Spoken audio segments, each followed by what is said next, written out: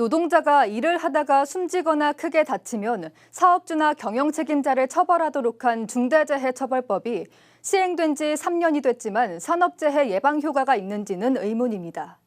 지난해 울산에서만 23명의 노동자가 숨졌습니다. 중대재해처벌법 적용이 50인 미만 사업장으로까지 확대됐지만 여전히 사각지대라는 지적입니다. 보도에 구현희 기자입니다.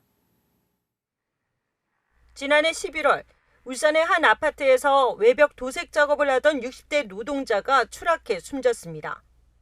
지난해 3월에는 온산항의 한 컨테이너 터미널에서 크레인이 무너지는 사고가 발생해 작업자 2명이 사망했습니다.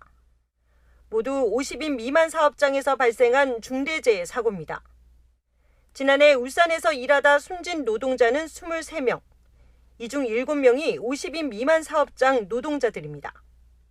중대재해처벌법 적용이 50인 미만 사업장까지 확대됐지만 울산 지역 중대재해 사고는 오히려 늘었고 지난해에는 20건이나 발생하면서 중대재해처벌법 시행 이후 최대치를 기록했습니다.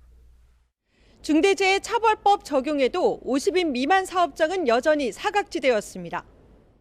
민주노총 울산지역본부가 50인 미만 사업장 22곳의 안전보건관리체계를 조사한 결과 안전관리 담당자가 있다고 응답한 비율은 23%에 불과했습니다. 중대재해처벌법 적용 후 정부의 지원 대책이 있었냐는 질문에도 잘 모르겠다는 응답이 77%에 달했습니다. 중대재해처벌법 적용 후 현장의 변화를 묻는 질문에도 50%가 변화가 없다고 응답했습니다. 50인 미만 사업장의 이 안전보건관리체계 구축은 정부 지방자치단체뿐만 아니라 원청 역시 이 부분에 대한 지원들이 함께 들어가 줘야 될 것 같습니다. 50인 이상 사업장에서도 중대재해 사고가 줄지 않고 있는 건 마찬가지입니다. 지난해에도 현대자동차와 HD현대중공업 등 대기업 사업장에서 중대재해 사고가 잇따랐습니다. 중대재해처벌법이 시행된 이후 기소된 사건은 전국적으로 74건, 이 중 사업주나 대표에게 실형이 내려진 건 5건에 불과합니다. HD현대중공업의 경우 2년 전 발생한 중대재해 사고도 아직 검찰 수사 단계에 머물러 있습니다.